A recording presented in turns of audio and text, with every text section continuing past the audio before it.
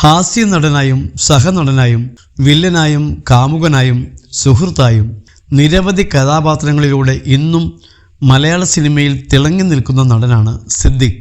മലയാള സിനിമകളിൽ സജീവമായപ്പോഴും മറ്റു ഭാഷകളിൽ അഭിനയിക്കാൻ സിദ്ദിഖ് അത്ര താല്പര്യം പ്രകടിപ്പിച്ചിരുന്നില്ല.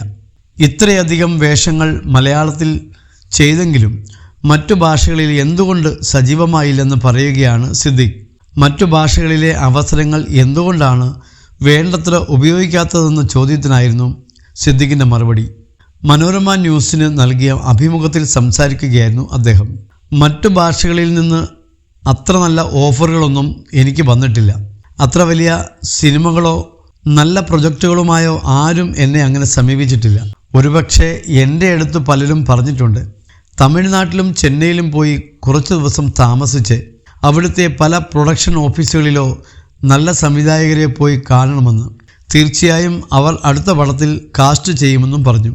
പക്ഷേ ഞാൻ അതിനുവേണ്ടി മെനക്കെട്ടിട്ടില്ല. ഞാൻ ഇവിടെ കംഫർട്ടബിളാണ്.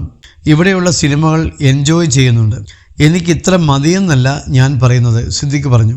പ്രകാശ് രാജിനെ പോലെ ഒരു പാൻ ഇന്ത്യൻ താരമാകാൻ കഴിവുള്ള സിദ്ദിഖ് ഇവിടെ തന്നെ ഒതുങ്ങി നിന്നത് ആ കംഫർട്ട് സോൺ കട്ട് ചെയ്യാനുള്ള ബുദ്ധിമുട്ടുകൊണ്ടാണോ എന്ന ചോദ്യത്തിന് അതുമാത്രമല്ല കാരണമെന്നായിരുന്നു സിദ്ദിഖിൻ്റെ മറുപടി. ശരിക്കും പറഞ്ഞാൽ എനിക്ക് അങ്ങനത്തെ ഒരു ഓഫർ അധികം വന്നിട്ടില്ല. പിന്നെ ഞാൻ അതിനുവേണ്ടി അത്ര കണ്ട് ശ്രമിച്ചിട്ടുമില്ല.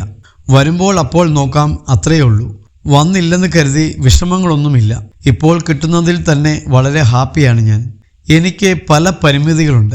സ്വന്തം പരിമിതിയെക്കുറിച്ച് ബോധവാനാകുക എന്നതാണ് ആദ്യം ചെയ്യേണ്ടത്.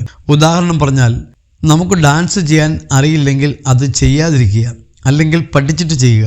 അത്തരത്തിൽ എൻ്റെ പരിമിതികളെക്കുറിച്ച് ഞാൻ ബോധവാനാണ്. എന്നെ സംബന്ധിച്ച് സഫലീകരിക്കാത്ത ആഗ്രഹങ്ങളൊന്നും ഇല്ല. ഞാൻ ആഗ്രഹിച്ചതിലും അപ്പുറത്തുള്ള കാര്യങ്ങൾ ജീവിതത്തിൽ കിട്ടിയിട്ടുള്ള ഒരാളാണ് ഞാൻ, സിദ്ദിഖ് പറഞ്ഞു.